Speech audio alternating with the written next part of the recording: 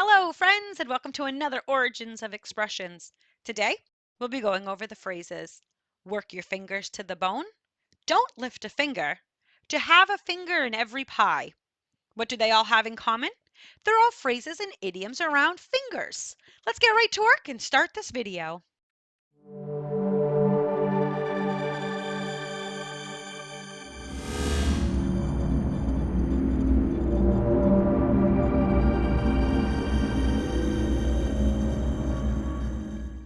The fingers, those little limbs that are attached to the hand. These protruding digits are the source of one of our main senses, touch or feel. Our fingers use these senses to help us feel the world, see the world through the sensation of touch. And to just say that our fingers and hands do a lot for us might not be enough. Because these little feelers have been part of our lives forever, it is no surprise that we see them in our language. Today, we will explore 3 phrases that use fingers as their main subjects. Let's not waste any time and jump into our first phrase. To work your fingers to the bone. To work your fingers to the bone means to work excessively hard. Boy, I'm working my fingers to the bone today. To work to the bone has been around for a long time.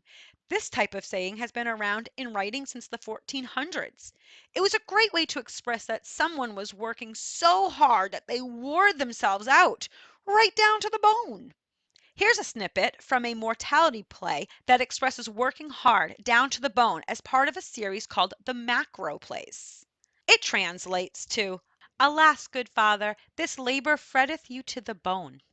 Throughout history, there are many writings about people working to the bone, but the idiom came to life when the phrase connected work hard and fingers to the bone.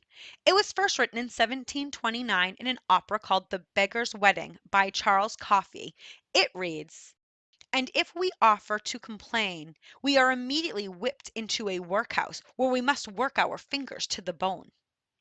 Today, we still use this idiom to express that we are working really hard. An example sentence is, I have worked my fingers to the bone renovating this house, and I'm glad to say that it all has been worth the effort. Well, let's let them enjoy their work as we move to our next phrase. Don't lift a finger.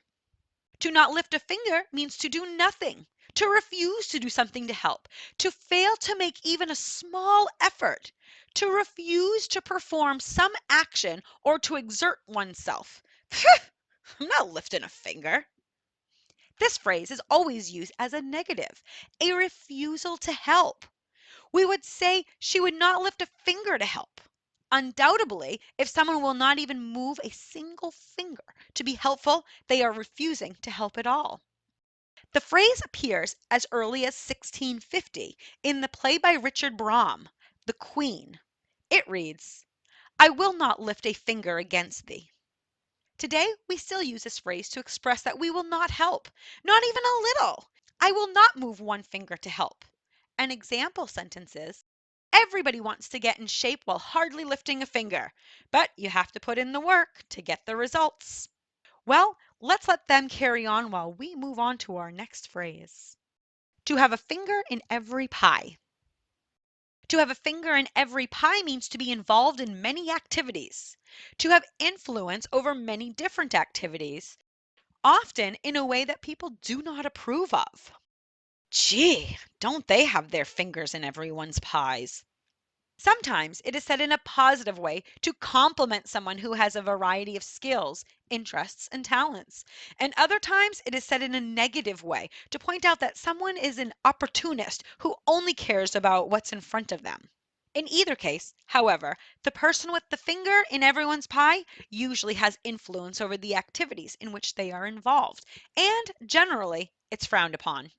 This phrase dates back to the 16th century. William Shakespeare used it in Henry VIII in 1623, where the Duke of Buckingham complains of Cardinal Wolsey.